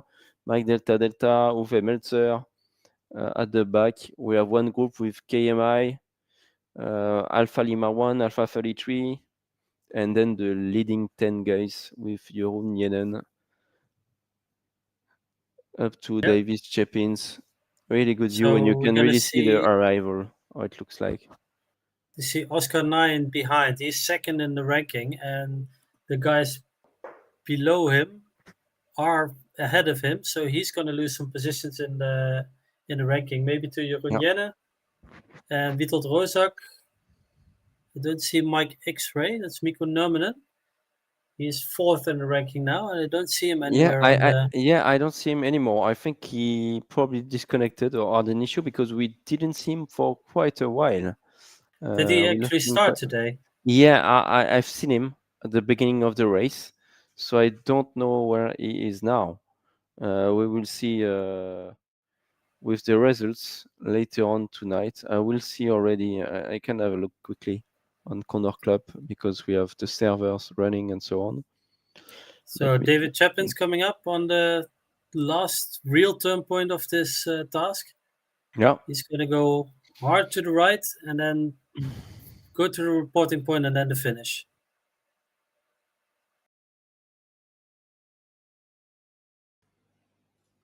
So let's see this small little town that's a turn point. Only 200 meters above the ground, roughly. Yeah.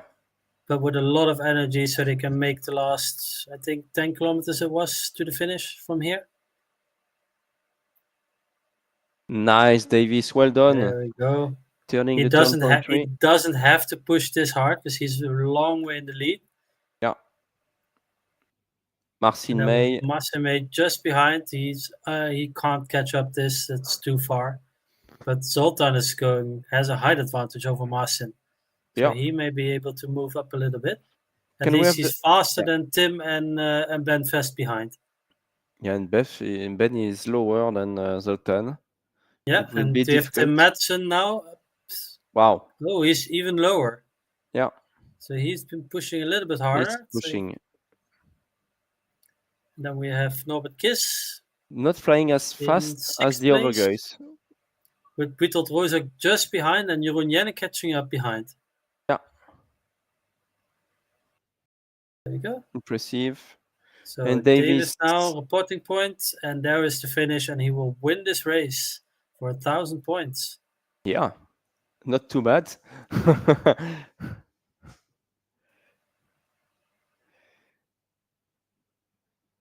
Davis Chapins from the US at the reporting point, and then 4.4 kilometers to join the finish line and runway 23 in Cuneo in Italy to land.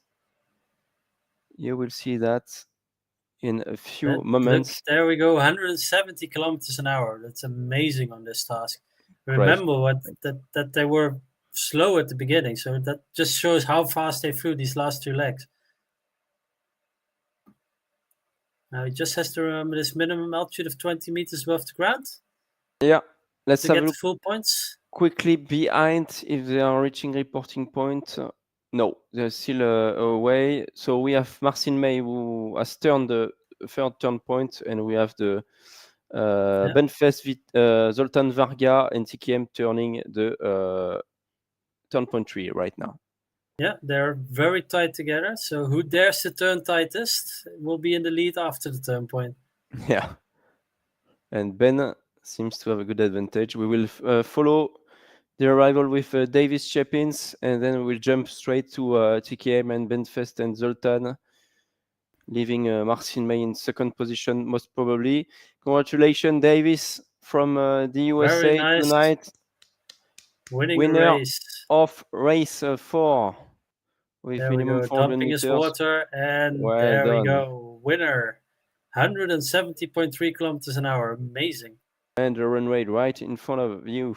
Let's go to the guys behind. Marcin May, okay, second place. We can jump and skip and go, please, behind. Yes, thank you. And please show us who is with Ben, Zoltan. There you go. Zoltan and has the height advantage. He needs to push to get over.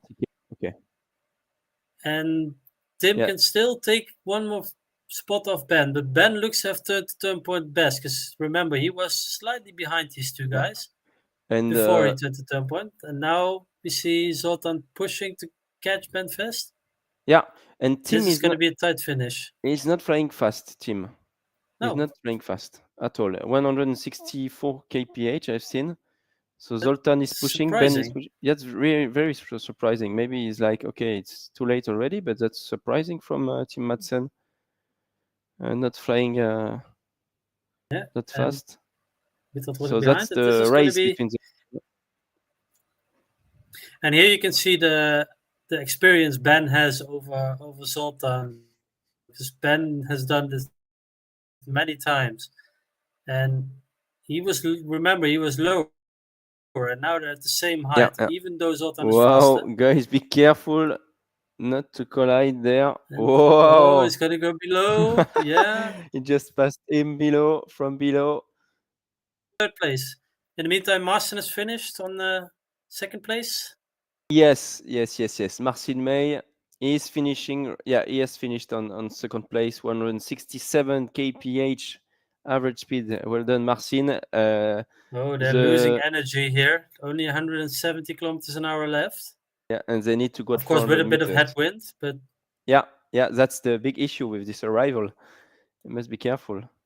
And Benfest is already jumping the water. Zoltan, don't forget 400 meters. Yeah, he will not forget. Congratulations. Zoltan, third That's place. maybe 1 or 2 meters below. Maybe. We will need to check that. That was really close.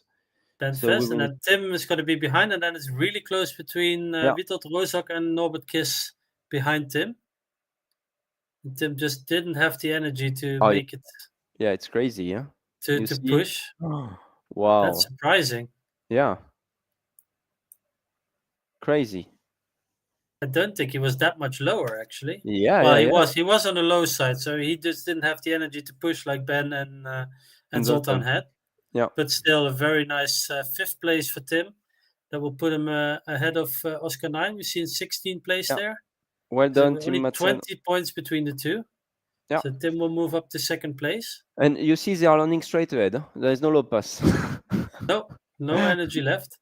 And there's Norbert coming with Witold Rozak just behind. And it looks like Witold just doesn't have the energy. Yeah. Very slow.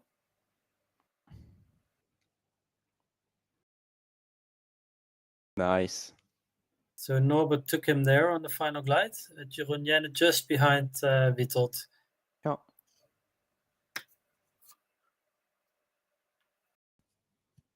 Yeah, that's my call sign.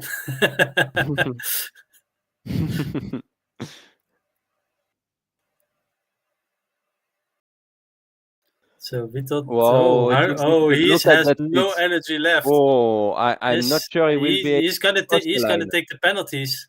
Yeah, he's gonna take penalties for sure, and I'm not sure he will be even able to cross the line with that speed. Well, yes. Come on, Witold. Put the gear down, Witold. Put the gear down. No. He has the gear down. Will he be able to cross the line? He will not even be able to cross the finish line. He lost all the energy there. Oh my goodness, Witold Rozak. If he stops a few meters before the line, I would be. Oh, Oh my he's not goodness. gonna make it. Witold Rozak landing Oh out no! just a few meters away from the finish line tonight. And Jeroen Jennet capitalizing on that. Oh my Oh, oh, oh, goodness. oh, oh. What a lesson. What a lesson for him. And look at Arthur Duke. It's going to be exactly the same for Arthur. In Alpha 33, 86 kph, 365 meters. Did You they not can put the lower tasking the. correctly? Oh, Maybe. oh my I know goodness. these Polish guys, they fly with external PDAs. Maybe they didn't put the Yeah, tasking correctly. yeah. That's a lot in real life. No, in real life, the rule And is. Arthur doesn't make it either. Oh my goodness. Oh! What a finish again. And Mialik knows is really laughing at it. He's really laughing now. He's like, guys, come on, what is that? Oh my The goodness. Polish guy, what a story here. The What a Polish guys don't make it. disaster for the Polish guys tonight. What a disaster. And it makes the the good offers for Mialik knows here. Really good Yeah, advantage. And he took 8th place off those guys. it's crazy. He goes from 10 to 8 just because they misjudged their final glide. It's amazing. It's crazy. David Redman coming in 9th place. Wow. Wow. Who is behind? Thank you, Richard Badam, RPB, and he's followed by Arthur Duke has stopped on the ground. Yeah. Sean Churchill. Some news from Sean after Richard. If they are not too close, okay, it will be okay for Sean Churchill. Thank you. We can get back to Richard Badam quickly. I remember he was first at the turn John, point, well I done. think, and he lost it on that last big leg. Yeah, losing points each time a pilot fly over you, it's a nightmare. It's I've done it already. I think a lot of pilots who are flying competition in real life have done that already in their career, landing out a few kilometers away, 1 or 2 kilometers away from the finish line because you wait on a really small McCready to do your final glide, and in the end you had -4 or 5 on the really low altitude pants, I would say, and the weather conditions are not that great, and then you end up in a field and you watch everyone passing over your heads and completing the task, and it's really a nightmare to live that in real life as well. To finish first you have to finish. That is true. Patrick Médard from France, he will end up on 12th, 12th, because he's gonna cross off at 33 now. Oh my goodness, you learn a lot when you do that. You learn a lot. Again, drama at the finish, just like yesterday. Oh my goodness, wow, that is something. Really, that is something.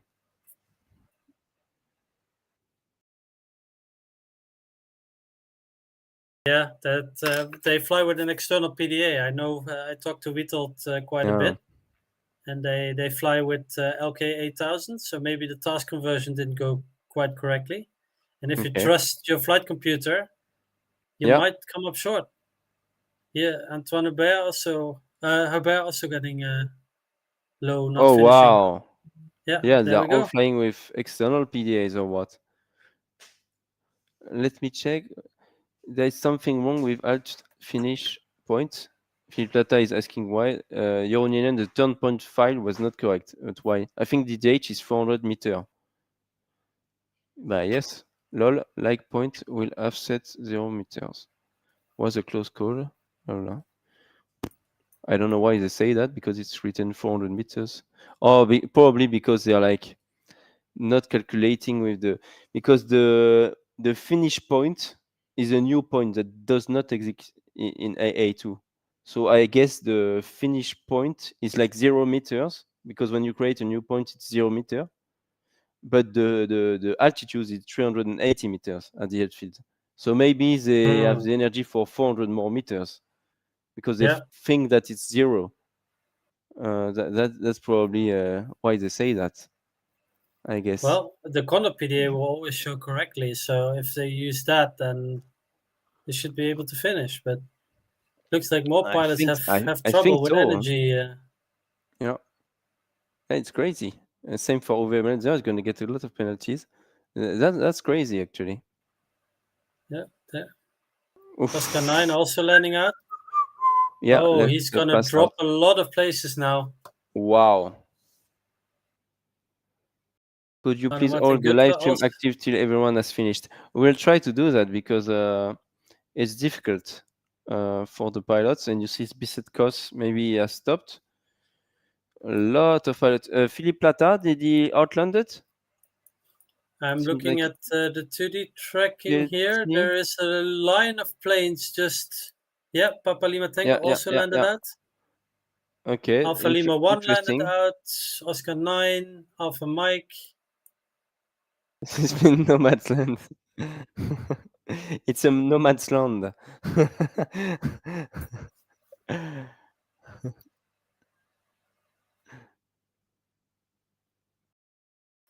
Well, if you don't use the Condor PDA, then... Yeah. Then probably. Yeah, ouch. That's Difficult. Indeed. We're down to Zulu Bravo Yankee, 13th place. He's going to go across a couple more pilots. Yeah. Wow. So, and we see François Seifert joining towards the turn point 3. That's interesting. I'm sure we're going to have a lot of questions on Discord or somewhere, but I think the answer is that probably the turn point is at 0 and their own PDA calculates for something different. Do the pilots create their own task files, or do they get it provided? I don't know. Probably they created it. So yeah, so you have to check these kinds of things. Yeah. It happened to me in a real competition as well, that I set the start line width wrong in my own computer, and then I flew a whole day, completed the task, and it turned out it didn't start. Yeah, exactly. That happens a lot as well. Exactly. So Dennis is asking what's happening. The pilots can see this coming. I would agree if you look at the Condor PDA, because that will show this correctly. Yeah. But I know a lot of pilots fly with external PDAs like Exisor or LK8000 or any other flight computers they connect. And if there's an error in the task file they use, then this will happen. And that's probably what is happening, that there is an error in the conversion. Mm-hmm.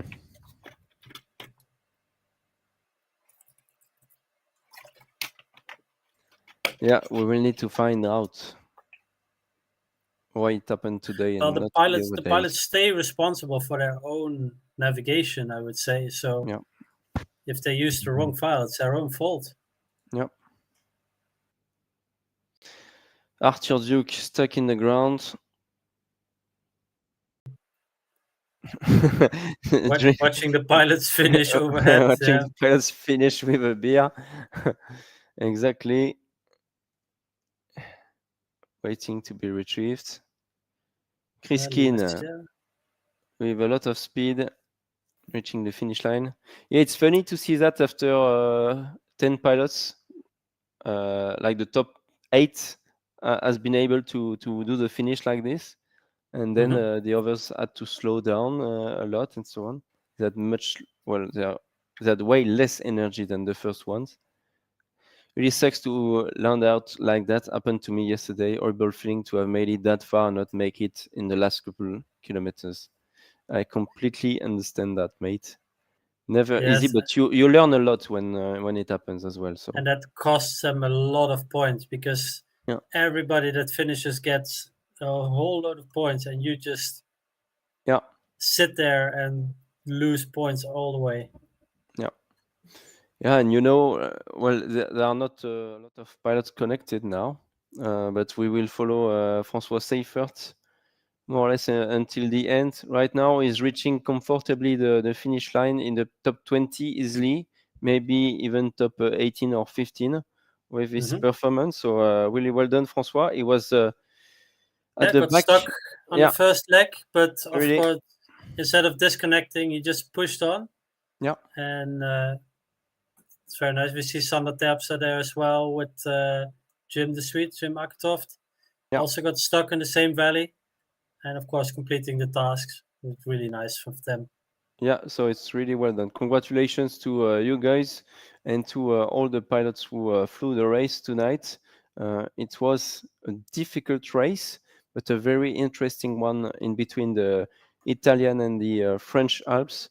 Thank you so much, Vic, for joining us tonight. Did you You're welcome, and enjoy thank everybody this race? for watching. Yeah, enjoyed it a lot to see it from this side as well. Yeah, Of it's course, not the always last the two case. times I flew. Well, we can exchange roles if you want for a few tasks, a few races, so that I can fly a bit. Thank you so much, Vic. Thank you, Timothée, Jean-David, Sébastien, Jean-François, Marc, Michel, and everyone working in the background. We will see you on the 15th, 14th, and 15th of May, I believe, for the last two races of this Pro Championship, and we will follow the good lead taken by Marcin May again tonight in the overall ranking for sure. Thank you so much for joining us. Don't forget to like and subscribe to the channel, and we see you in a couple of days. Thank you, and enjoy your day or your evening. Goodbye. Good night.